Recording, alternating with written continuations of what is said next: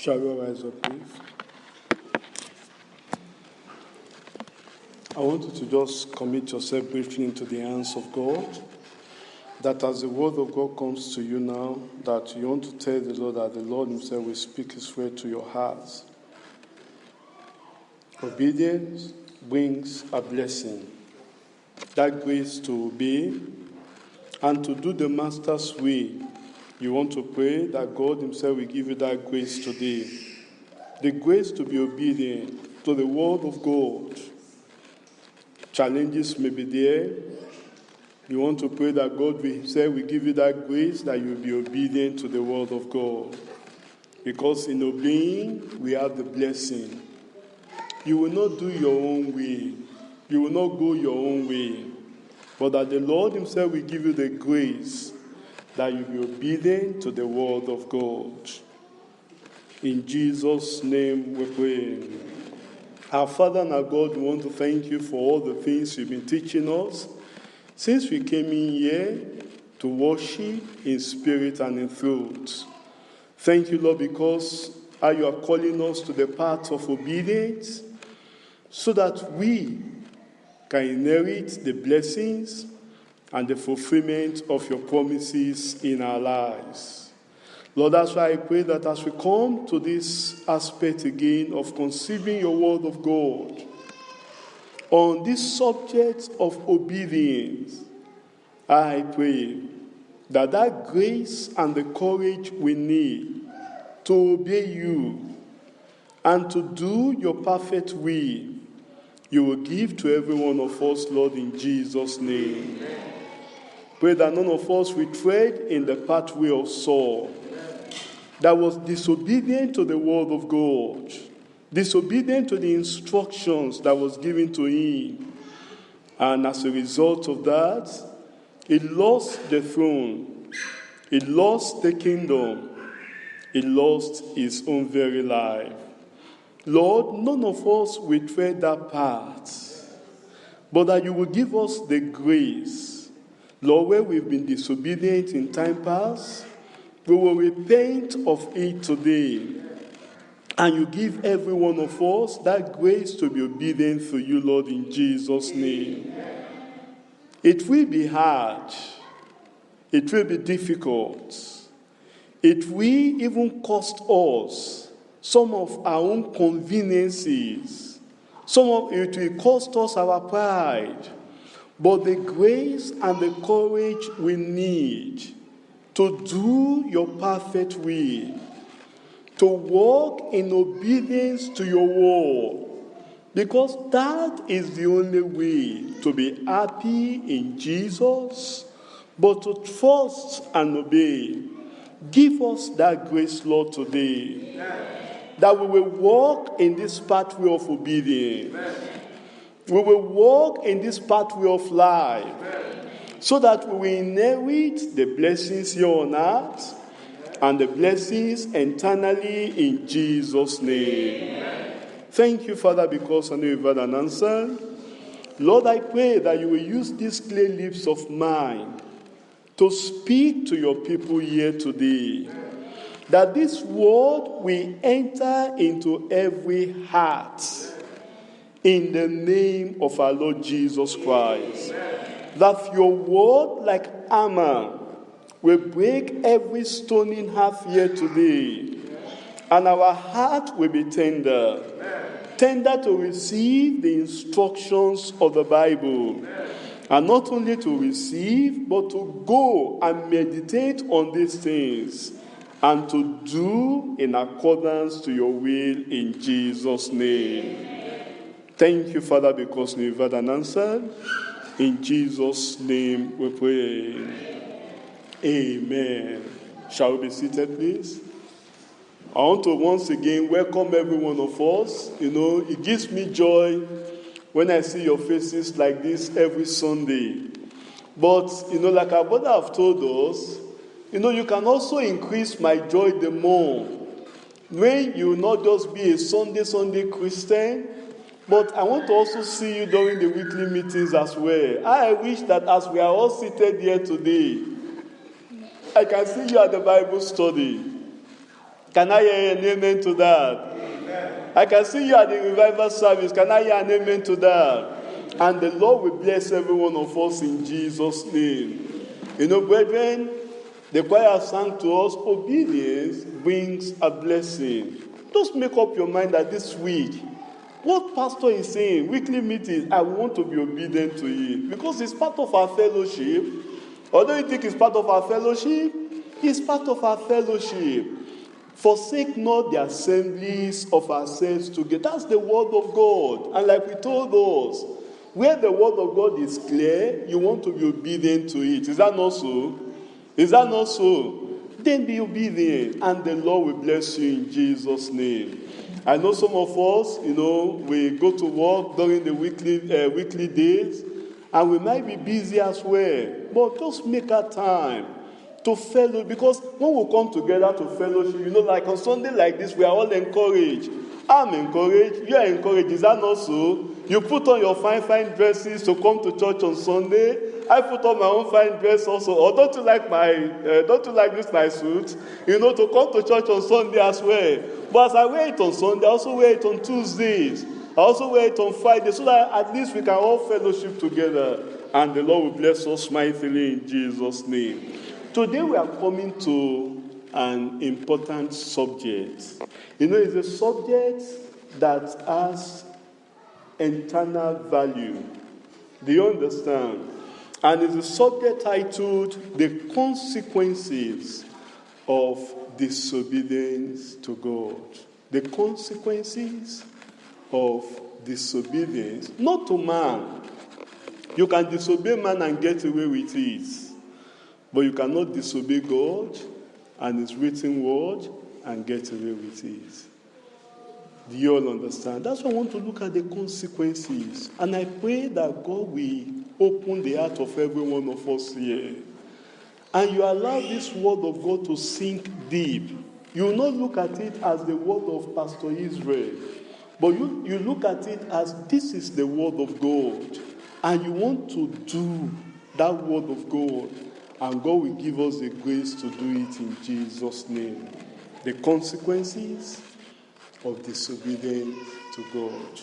We open our Bible first to, you look at, why do we look at passages like these? The Old Testament, like we've been doing in our side of scriptures.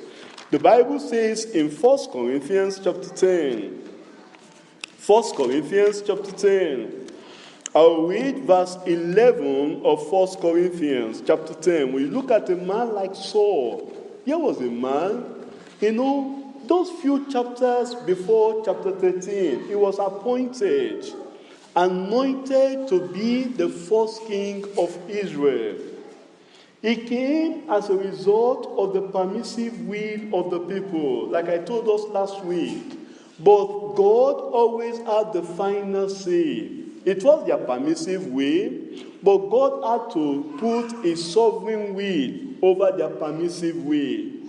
And Saul was anointed to be the first king in Israel. Here was a man, what a privilege he had, that the position God was occupying in Israel, God left that position and said, Saul, come and take over my position. That was a privilege. Some of you, when you read the Bible, if you think deep, then you know that what Saul did had grave consequences. He had the privilege to occupy the position of God over Israel. Because that was the seat God was sitting before. God get out of the seat, he got up from the seat, and he gave it over to Saul. He gave him that privilege. But Saul misused the privilege. Just first year of his reign over Israel. Look at it in 1 Samuel chapter 13. The consequence. Why do we do that? Because we are told in 1 Corinthians chapter 10 verse 11. Now all these things happen unto them for examples.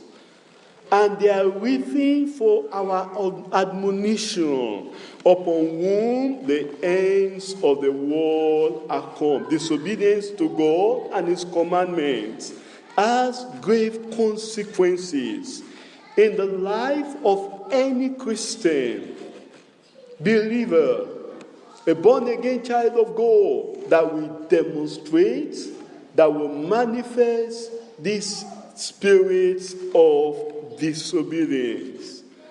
Like Saul, Christians, we need to know that when you disobey the word of God, because of the pressure from men, or because of impatience, or because you want to do your own way, you want to do what suits you, what is convenient for you, when you disobey, it has their consequences and punishment from God, here on earth and in all eternity. We are here to learn from the life of Saul, so that we can see his example and pray that by all means you will not walk in the pathway of Saul. And make up your mind that you will not go down the road that this man trod during his earth and his reign in Israel. Saul, like we learned in our side the scriptures today, started on the wrong footing at the early parts of his kingship over Israel. Despite the fact that Samuel had reproved the people, he had corrected them, Samuel did not take Saul away from the throne. Do you understand? God himself did not say, oh, Samuel, since you've reproved these people, now take away this man. I want to continue to reign over them. God still gave him the opportunity, the privilege to continue in the kingship position.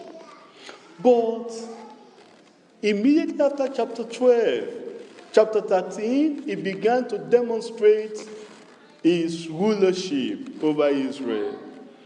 And he put his foot on the wrong place.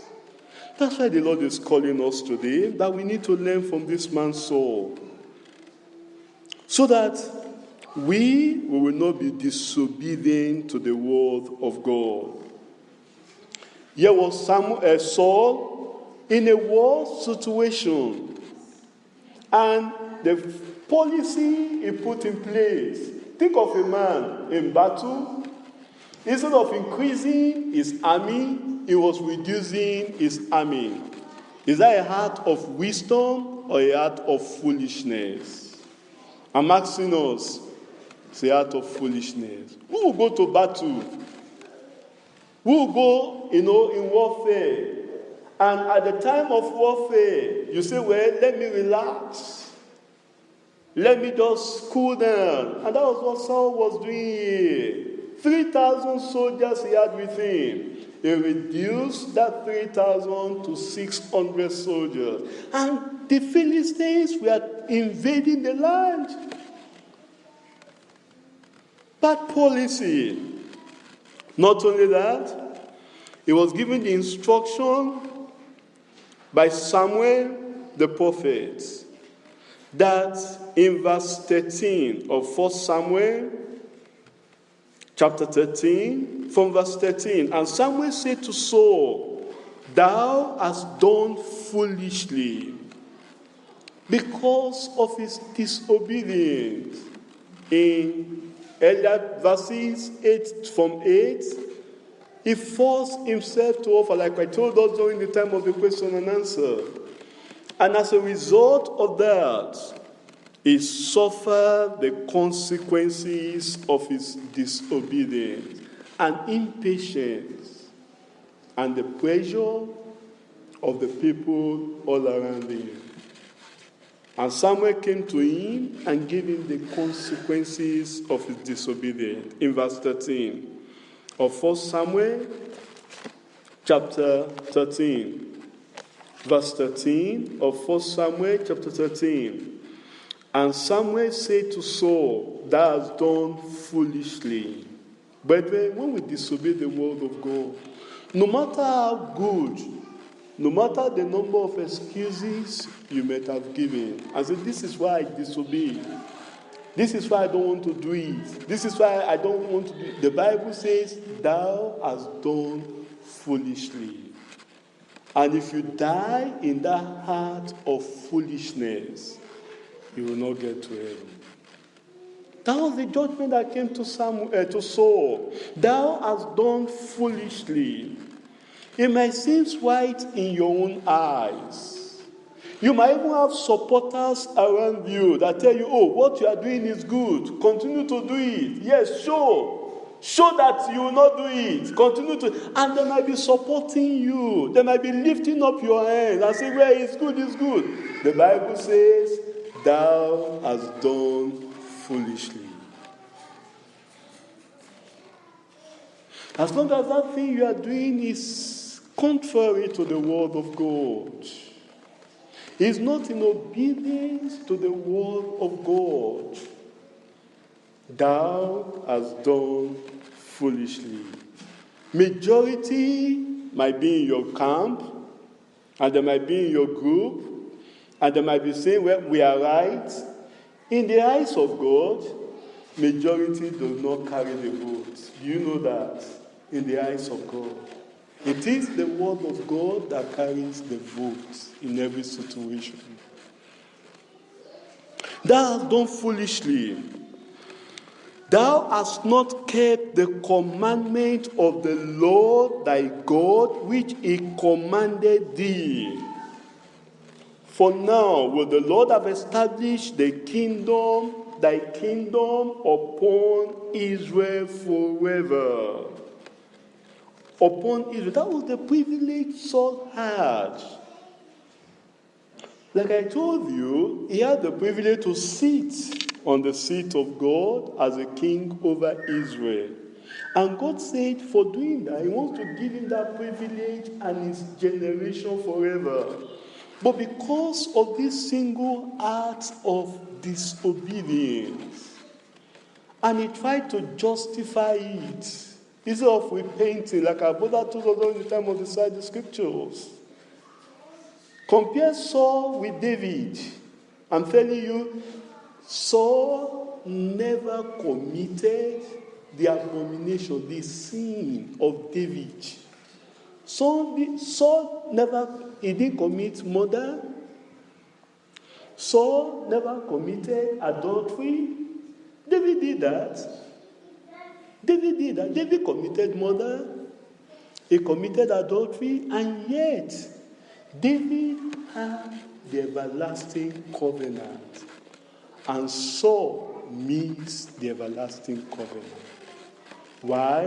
Because of this thing we are considering today, disobedience, the consequences of disobedience. That's why you want to examine your life today.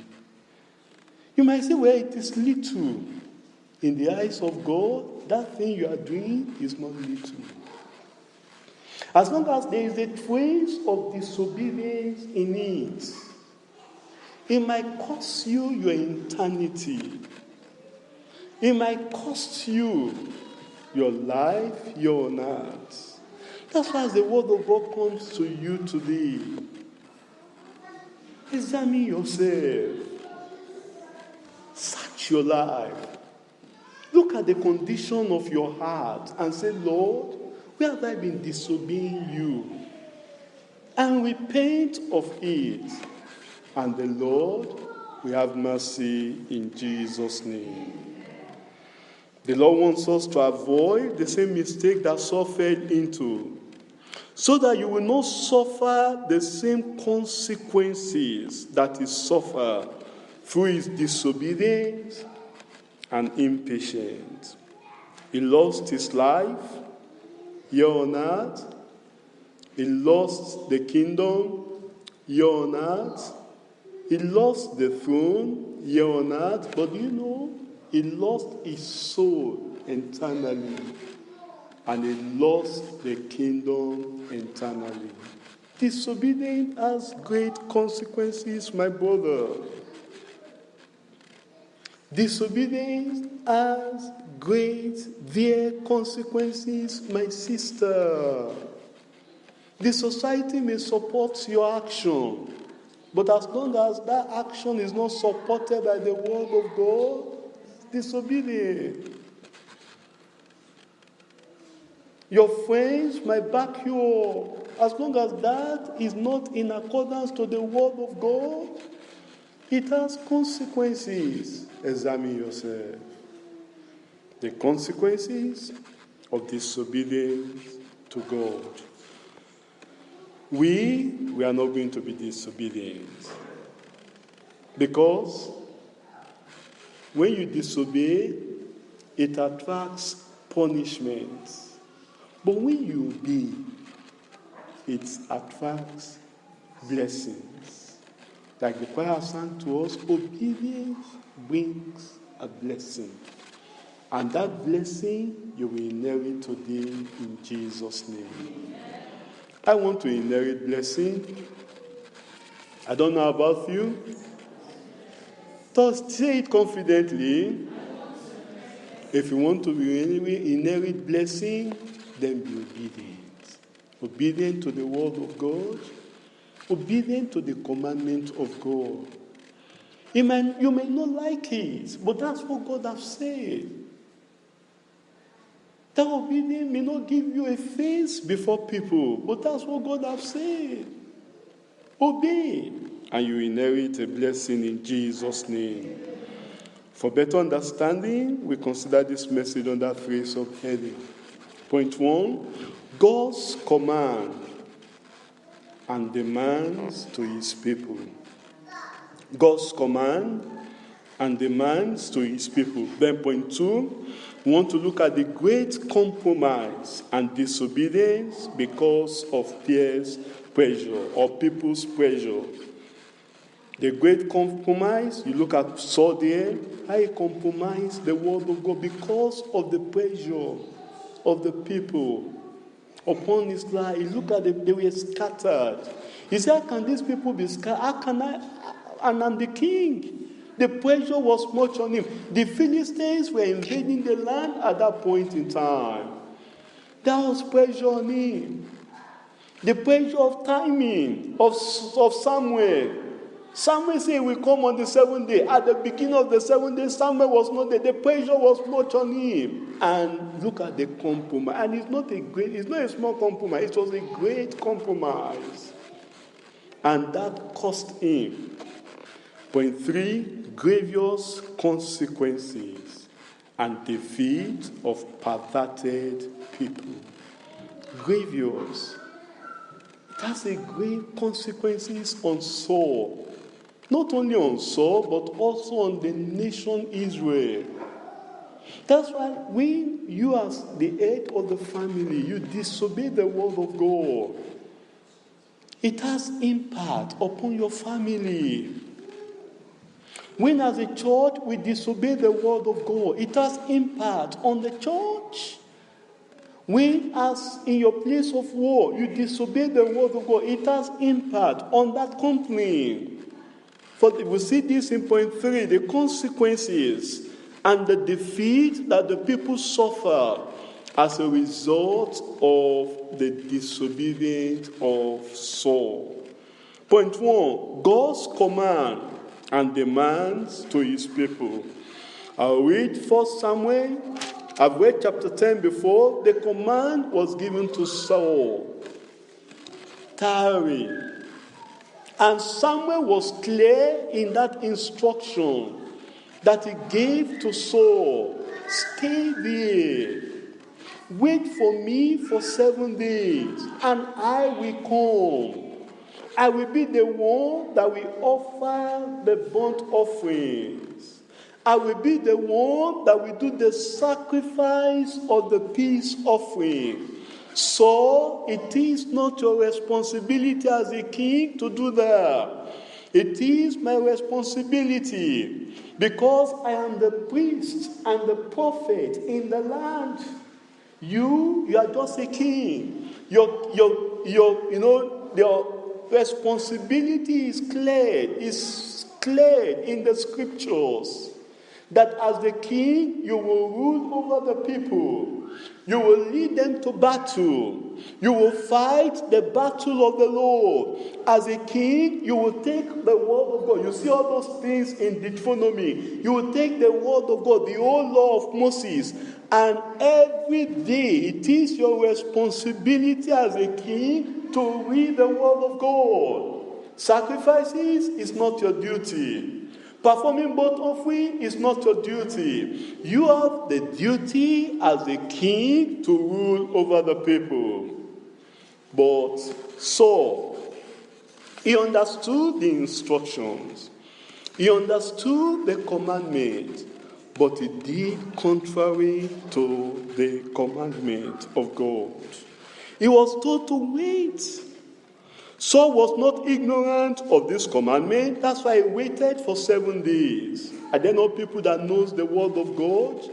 And deliberately, they will go against the word of God. Are there not people that read the Bible? And they will see it in the Bible. And they will say, well, at this point in time, I will not be obedient to this word of God. Disobedient. You understand the word of God. Many of us here, like I keep telling you, we are preachers.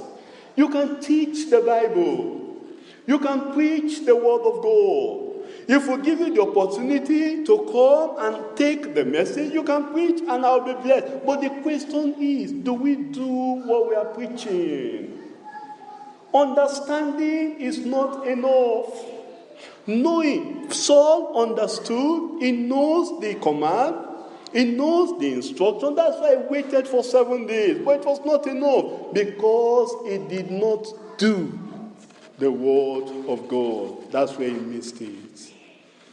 That's where he missed it. I pray you will not miss it.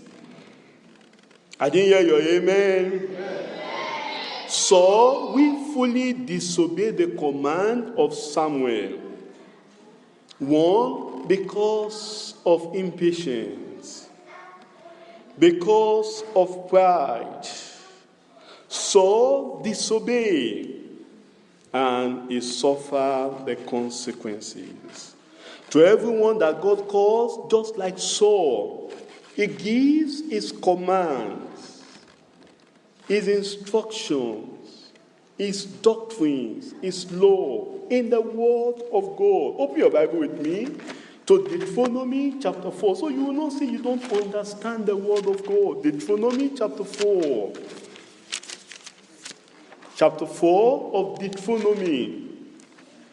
I'll read verse 2. Ye shall not add unto the word which I command you, neither shall ye diminish aught from it, that ye might keep the commandments of the Lord your God, which I command you. That was Moses writing to the children of Israel. You must not add. Circumstances of life should not make you to hard to the word of God. Situations, the challenges you face should not make you to hard to the word of God or to diminish, to subtract from the word of God, the commandment of God. At this time, he gave them the 10 commandments. And he said, these are the 10 commandments. And the whole Israel, they understood the 10 commandments because it was written upon the tables of stones.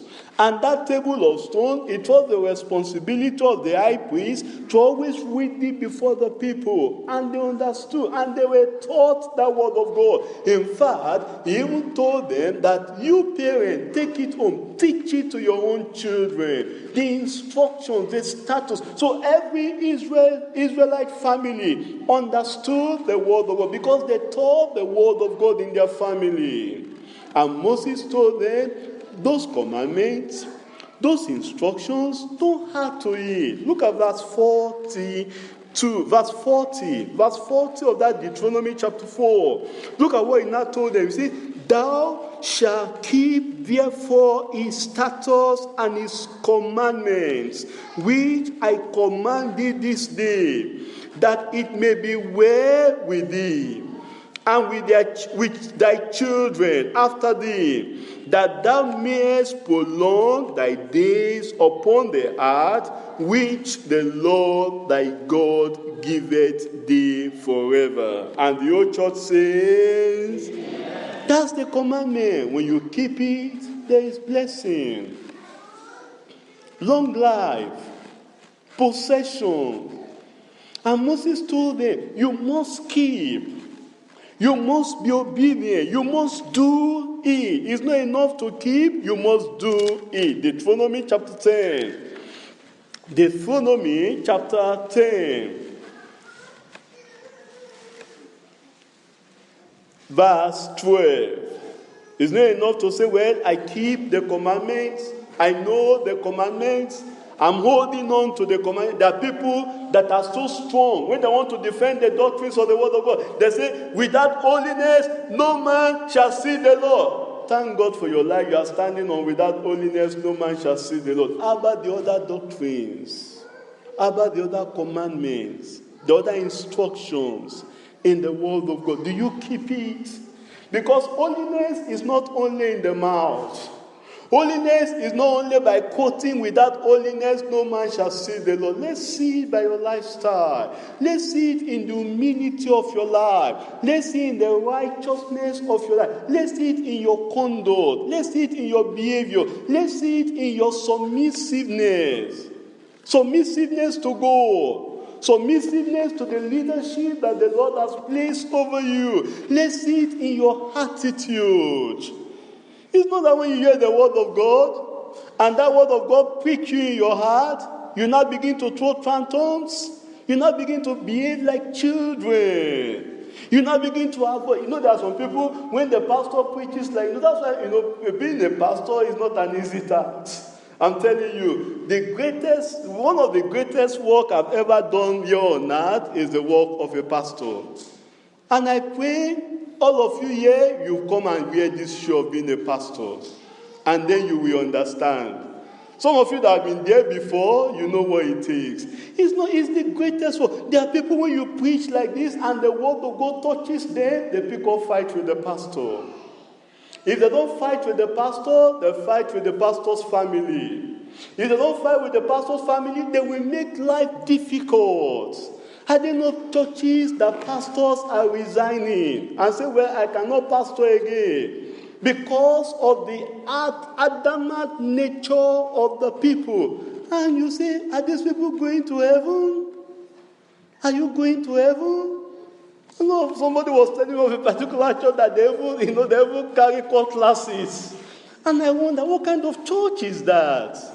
These are people that when you hear them, they pray, and you think they are binding demons, and then you think they know how to work, but the life of the word of God is not in them. It's not enough to keep. It's not enough to say, I come to Deeper Life Bible Church. It's not enough to say, I know the doctrines of the Bible. The question is, do you do it? The commandment of God, the demand of God. There is God's command and there is God's demand. You need to understand that. The command of God is there in the Bible. We have the 10 commandments. But for us, in the New Testament, we have the Beatitudes. Do you know that? You that read Bible, I know many of you will not say you've not read Matthew chapter 5. You've not read Matthew chapter 6. You've not read Matthew chapter 7. You've not read the epistle of Paul the apostle. You've not read Mark, the gospel according to St. Mark, like we are studying now with our Father in the Lord. You've not read the gospel according to St. Luke. And those doctrines, those teachings of Christ are there in the gospels. You know them, but do you do them? The demands of God. Look at it in Deuteronomy chapter 10, verse 12. And now, Israel, what does the Lord require of thee? But to fear the Lord thy God. To fear. You want to do everything. You do your honor with the fear of God. You are talking about that brother. Do you talk with the fear of God in your heart? Or you say, well, this time is not, we are not talking Bible here. The moment you say you are not talking Bible here, you are a goner. The fear of God.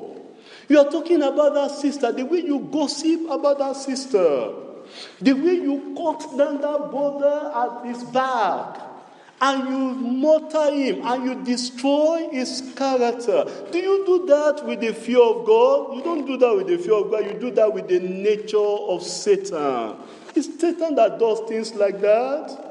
That will go before God and say, have you considered your servant Job?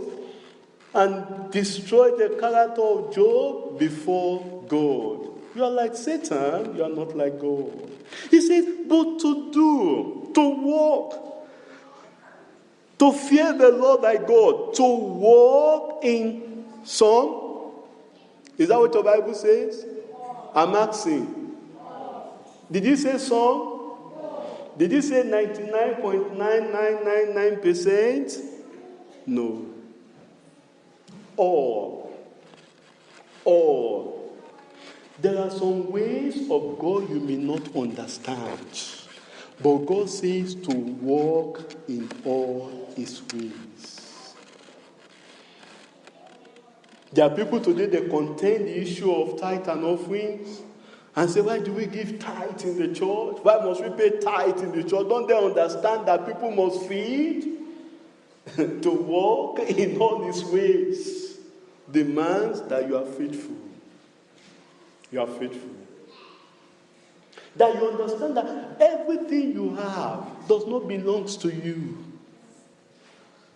That all the things you have is not your own. That God has just put you there as a caretaker. When you understand that, I'm telling you, you will live your life free of fear, free of worries. I always tell my colleagues in the office and everywhere I go, I say, when the rapture takes place, I don't want the Antichrist and the people of the world to benefit much from me. I don't want them. Because this world is, I'm just a stranger here on earth. I'm a caretaker. I'm not the owner. When you understand that, you will hold the things of this world with a loose hand. Set your affection. That's the commandment of God. Set your affections on things above. How many of us still set our affections on things above? When all we do now have come into the UK, and this UK, I will die. You die in UK and you miss heaven, you're a goner. You're a goner.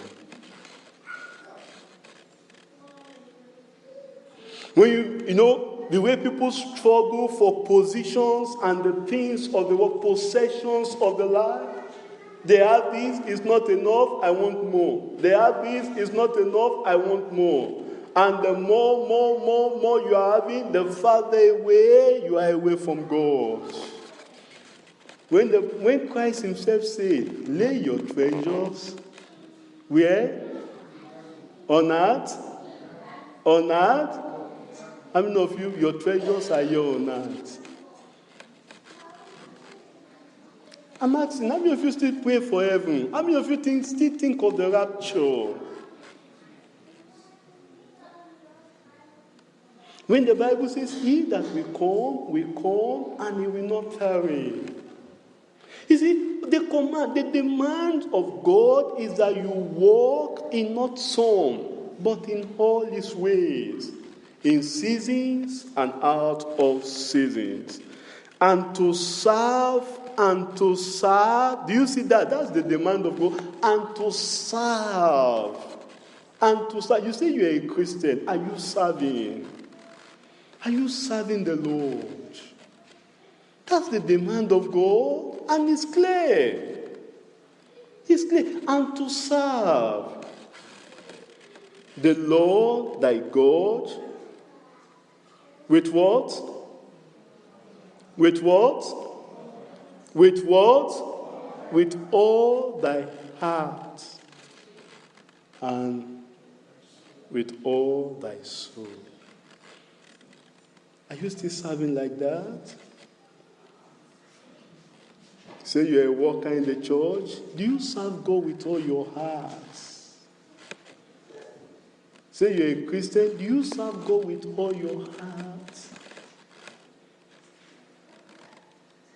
A little challenge like this. This work of God, I will not come and kill myself in it. I will not do it again. And you say you're a Christian. And you say you are going to heaven. And you say you're obedient to God. And look at the word of God there. To serve the Lord. That's the demand of God. That whatever thing you are doing in the house of God, you put your heart into it.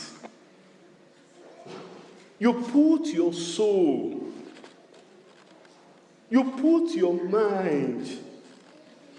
People will say, well, Pastor, sorry, I can't come to workers. Why can't you come to workers' meeting? I have a headache. I am sick. I went to work last night and I am tired. May God have mercy upon your soul. Can I hear a louder amen? Amen? Look at the word. That's the demand of God. You serve. And then when they start singing, I'm a soldier in the army, if I die, then some of you know even sing, I won't die. I won't die. Let those that want to die, let them die. Me, I want to enjoy. And you say you want to get to heaven, the same heaven that Paul the apostle went to, that it says in fasting often. He was fasting not because there was he wanted to fast. Do you understand? But there was no food. No money to buy food. He was fasting often, not because he wanted to fast. In perils of brethren. Do you see that? Paul said in perils of brethren. Little challenge, when people are in perils of brethren, they run away. Challenges of brethren, they run away. I think it's a perilous time now. This is not the time to serve. May God have mercy upon your soul. Is it to serve the Lord thy God with all thy heart? That's the demand of God. That you do the things of God with the whole of your heart. You put your life into it. You put your life at stake. You put your family at stake. You put your career at stake. You put your convenience at stake and say, Lord, for this thing, I'm going to do your way. That's the command. That's the demand of God. And for Saul, it was clear. And for Saul, it was explicit.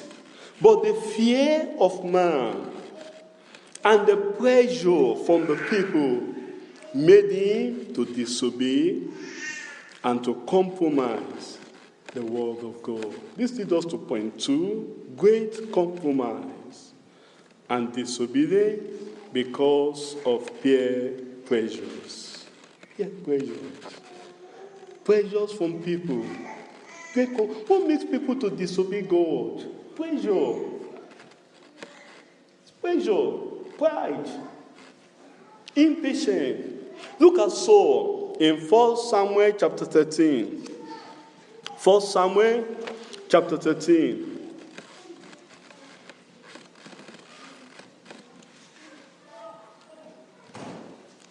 I'll read from verse 11.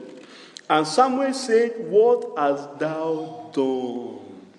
What hast thou done? Is God not asking you? You that have dropped the work of God because of perils of brethren, the Lord is asking you today, what hast thou done? What hast thou done? Because of impatience, what hast thou done? Because of the challenges of life, what hast thou done? That was the challenge. Look at him. And he said, what has that done? And Saul said, because I saw. You know, brethren, what we see at times can have effect upon our lives. What you see. This eye is so important. What you see and you allow into your heart and you meditate on it can lead to your eternal destiny. Be careful. Be careful. It's not everything you see that you must look at. Do you get that instruction? You know, when you are walking on Union Street, you see a lot, especially in summer like this.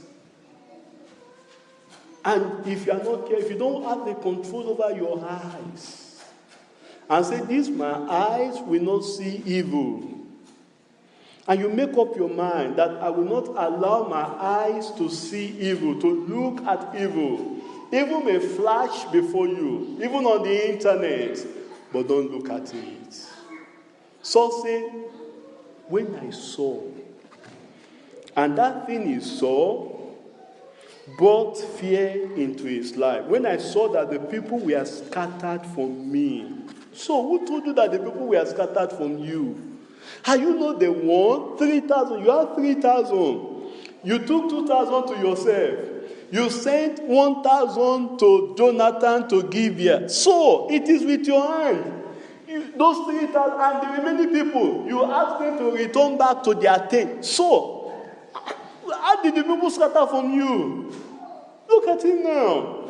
He used his hand to cause his own scattering. And he said, when I saw that the people were scattered from me, and that thou camest not within the days appointed. Impatient. He was not trying to justify his actions. Brethren, it's not every time we need to justify our actions. You know that before God? It's not every time. We need to justify what we do. It's not every time the pastor will come and be telling the whole church and say, this is why the church is going this way. No, not at all. It's not every time we justify. There are times we may keep silence. Because it's not every time Jesus opened his mouth to condemn and to justify and to destroy the Pharisees. You know that. There are times he kept quiet. There are times he walked away. There are times you need to walk away. There are times you need to just keep quiet and keep mute and allow God to do the justification for you. Look at what Saul was trying to justify himself. And that the Philistines gathered themselves together at Michmash. Therefore said I, the Philistines will come down now upon me to Gilgal, and I have not made a supplication unto the Lord. Look at this passage now. Look at this verse 12. What did he say? I force myself therefore. I force. The grace was not there. Anything you do out of the grace of God is not acceptable before God. He forced himself. Anything you do because of compulsion, you are not doing it as unto the Lord. You are doing it because I want to please the pastor. I want to please. It's good to please the pastor. It's good to be obedient because that's the word of God. Because when you disobey again, when you are rebellious, you are disobeying the word of God. It's good. But whatever thing you do, you want to do it from, as unto the Lord with a gracious heart. It's not that the pastor is trying to hold your neck and say, my brother, you must do the It's the work of God. You must do it out of love for God. You must do it out of submission for the will of God. For Saul said, I forced myself.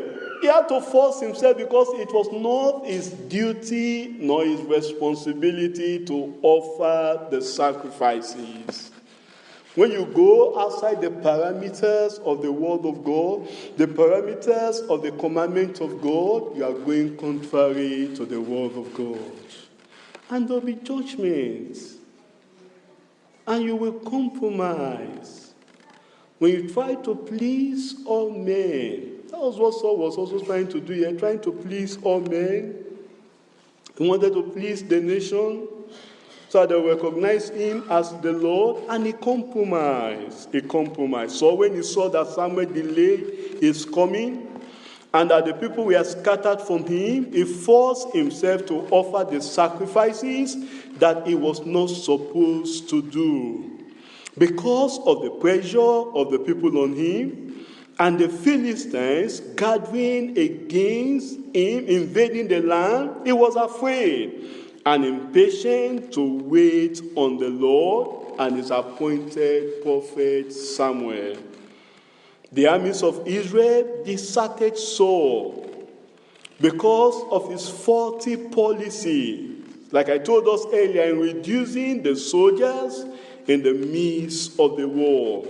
He unilaterally took the decision without seeking the counsel of God through Samuel the prophet. Any decision you take outside the counsel of the word of God may cost you dearly. He compromised. He lost the support of the people, and he disobeyed God's command. The fear of man and impatience made Saul to disobey God. He compromised the demand of God upon his kingship, and eventually he lost the throne and he lost the kingdom. The fear of man and the pressure from the society with impatience have made great saints and patriarchs of the faith to disobey God's commands and his demands of holiness of life and heart. You see that in the case of Abraham in Genesis chapter 12. Abraham, a great man of God, a great patriarch of faith, but because of the fear of man, he made him to lie about Sarah as his wife. Aaron, in Exodus chapter 32, open your Bible to Exodus chapter 32. I'll read from verse 23. Look at Aaron there. He led the whole nation of Israel into idolatry, into idol worship, during the absence of Moses because of pressure. Don't allow people to put pressure on you. Be a man that has a backbone. Be a woman that has a backbone. Stand on the word of God. Don't give it to pressure. Look at Aaron, because of pressure. And Aaron said in verse 22, let not the anger of my Lord wax old, that knowest the people that they are set on mischief. For they said unto me, make us God, we shall go before us. For as for this Moses, the man that brought us up out of the land of Egypt, we will not what is become of him. Aaron heeded to pleasure, the pressure of the people, and because of that, he compromised. He led the whole nation into idol worship. And do you know what that cost the whole nation of Israel? It cost them all their firstborn. All their firstborn. That God now took the responsibility away from the firstborn and gave it to the Levites that responded to the call of Moses. The way of compromise. Compromise has great effect in the life of the Christian. Peter, their fearless disciples, he denied the Lord thrice because of the fear of the maid and the people around him. You see that in Matthew chapter 26. It was the fear of the religious leaders that made those rulers not to confess the Lord openly, like we read in John chapter 12 from verse 42 to verse 43. Nevertheless, among the chief rulers also, many believed on him, but because of the Pharisees, don't allow the Pharisees to put pressure on you. They did not confess him, lest they should be put out of the synagogue. For they love the praise of men more than the praise of God. When you love the praise of men more than the praise of God, you will compromise the word of God. You will compromise. When you want people to be praising you, they sing well about you, they talk well about you. You want to please all men, you want to do their bidding, When you look at people and they're all smiling at you, nobody is frowning at you. I'm telling you, brethren, examine yourself. Examine yourself. The fear of men can lead into compromise and disobedience to the word of God.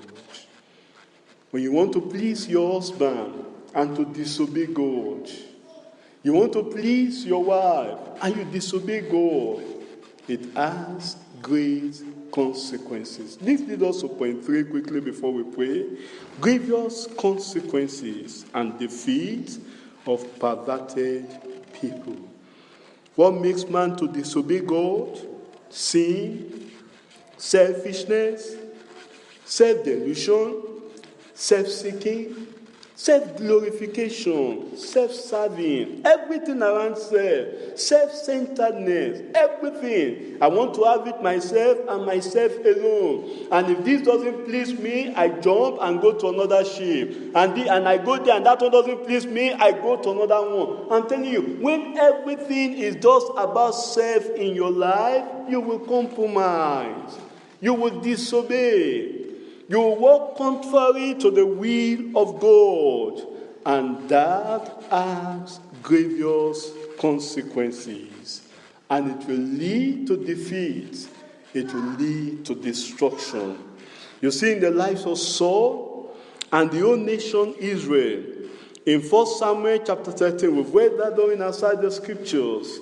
Saul received judgment. In verse 14, and now thy kingdom shall not continue. That was the judgment that came to Saul.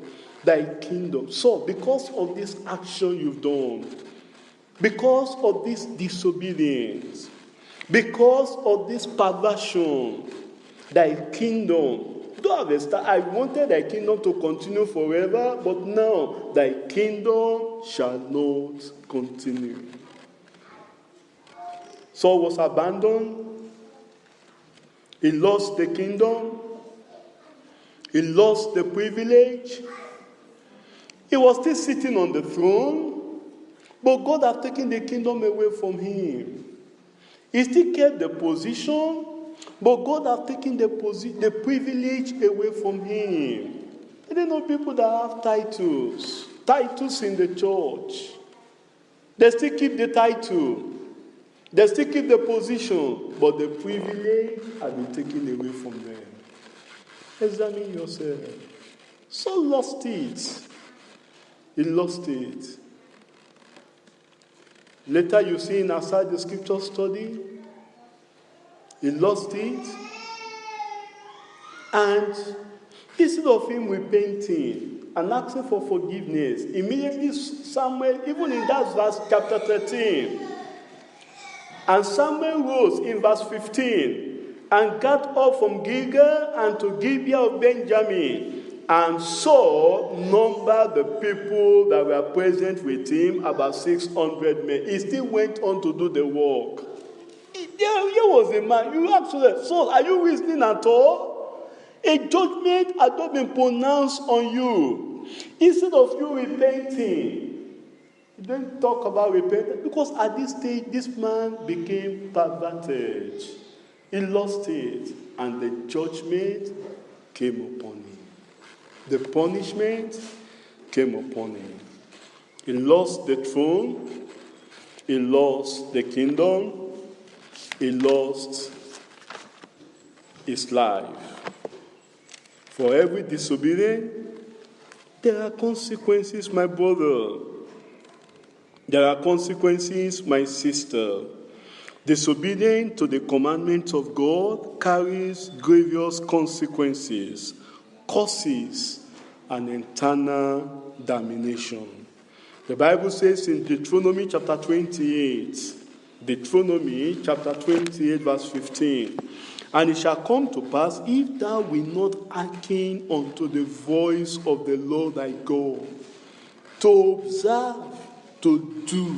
Do you see that? It's not enough to observe, but but to observe, to do all his commandments and his statutes, which I command thee this day, that all these curses shall come upon thee and overtake thee. It's the express command of God. When you disobey God, the curses may not come immediately. We as pastors, we don't play curses on people. We pray for you. Somebody was saying, Pastor Israel, you Deeper Life people. You Deeper Life pastor, you are trying. I'm telling you, a old pastor was telling me this. I said, you are trying. People will do that, and then you still be praying for them. In our own place, we place curse on them. I said, we don't do that. We pray for people. We show love to people. We show affection to people. We show concern for people. And we ask God, bless them. God, save them. Don't let them miss eternity. And God answers the prayers of his own people. But God himself said it here. He says, if you disobey, the curses may not come immediately. You may not even experience any curse here on earth. Everything may be going well for you.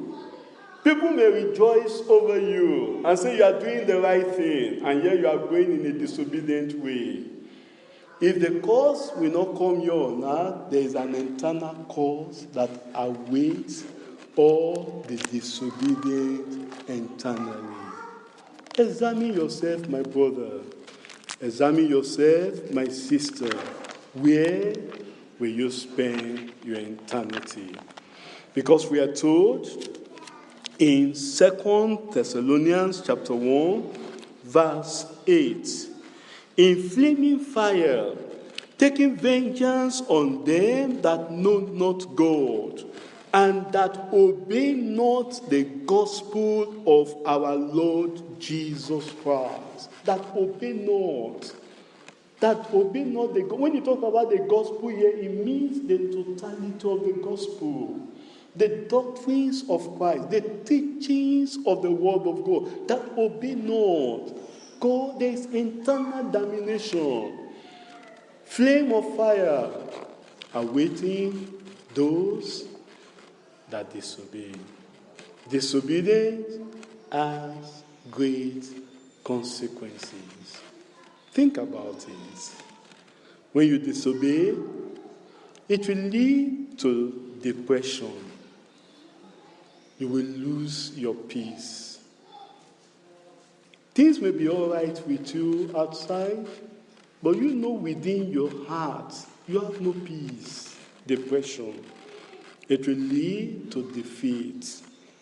It will lead to derailment. It will bring diseases. It's part of the curses God has placed on the disobedient. It will lead to your downfall, destruction, and damnation eternally in air fire.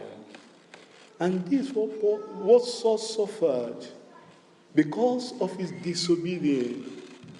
Don't tread the pathway of Saul. That's why the Lord is calling us today, that we need to examine ourselves. Where you've been disobedient in time past, come to the Lord today. Come for cleansing. There is forgiveness at the cross of Jesus today. Don't continue in that state of disobedience, in that state of rebellion, in that state of stubbornness, in that state of I must have my own way. If I don't have my own way, nothing will move. That will lead to your eternal destruction. But today, you open up to God and say, God, I know I've been disobedient in time past. Forgive me. Have mercy on me. The Lord will have mercy. The Lord will forgive, and He will cleanse you from all your disobedience. Because where there is disobedience, there will be curses. There will be destruction. There will be damnation. But where there is obedience, you pledge your life to be obedient to the word of God, then you will reap the blessings. An eternal life awaits every obedient soul. Rise up and talk to the Lord in prayers today. You want to commit yourself to the hands of the Lord? You want to tell the Lord and say, God, help me. My brother, we cannot have our will all the time. My sister, you cannot have your way all the time. Let God have his way in your life today. If for once you just submit yourself to God and say, God, have your way in my life. Forgive me, God. Have mercy on me. Help me, Lord, to be obedient. Give me that heart, that courage to do your will, that courage to be obedient, to be submissive to the word of God, the totality of God's word. Pray and ask for that grace today. Don't compromise. Don't continue in this disobedience. Come to the Lord today. Surrender yourself to the Lord and ask for grace to be obedient. The grace to do the will of God. The grace to do the word of God. The grace to walk in the pathway of righteousness. Repent of that disobedience. Repent of that self-will. Repent of that compromise. Repent of all those stubbornness. Repent of all those selfishness and come to the Lord today and say, Lord, here am I. Give me the grace to be obedient, the grace to do your will. Ask and the Lord will give it to you. Pray and talk to the Lord.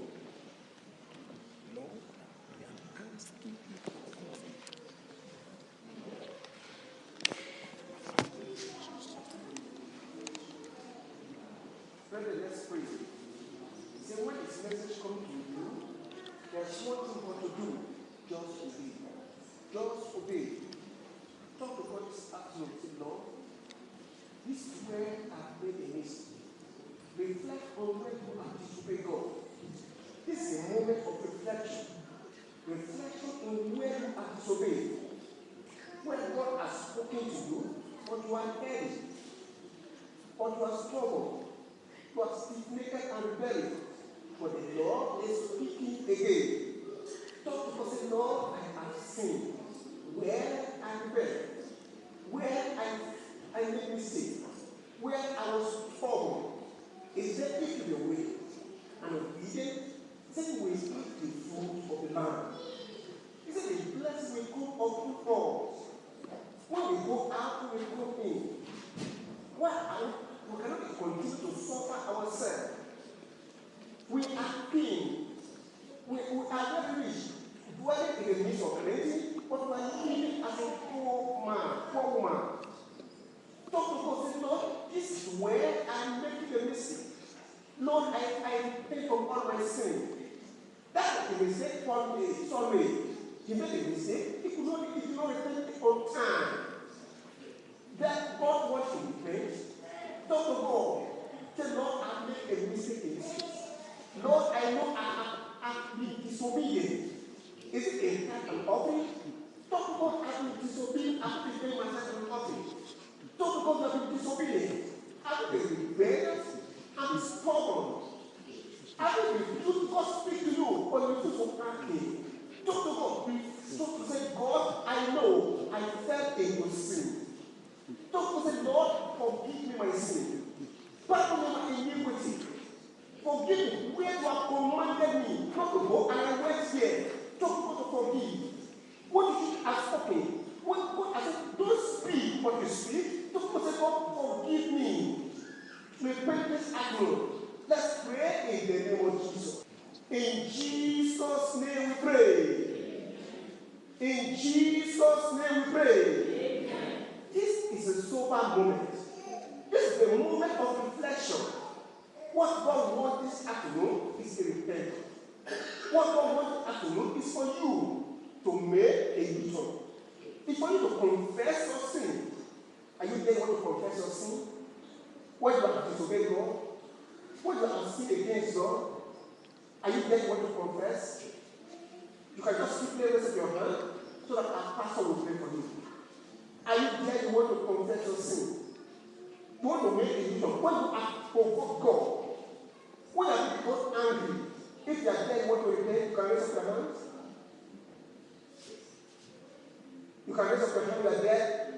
You want God to forgive you. You want to repent? In Jesus' name we pray. Almighty God in heaven, we thank you this afternoon. We have come unto you in dust and ashes. Lord, you have spoken well. We know we have not done well as a church, as a family, as an individual. We have not worked perfectly with you in a perfect time. Lord, today we have had your word again. We cannot continue to subject ourselves to suffering. When you have made us to dwell in the midst of blessing, oh God, as a church, we repent.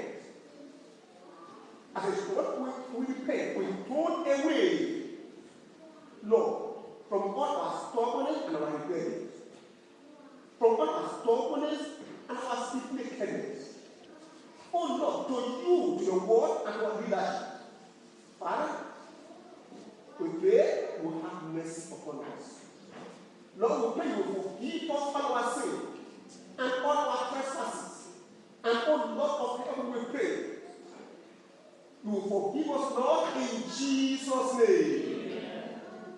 Almighty God in heaven, many of us, Lord, Father, we have transgressed.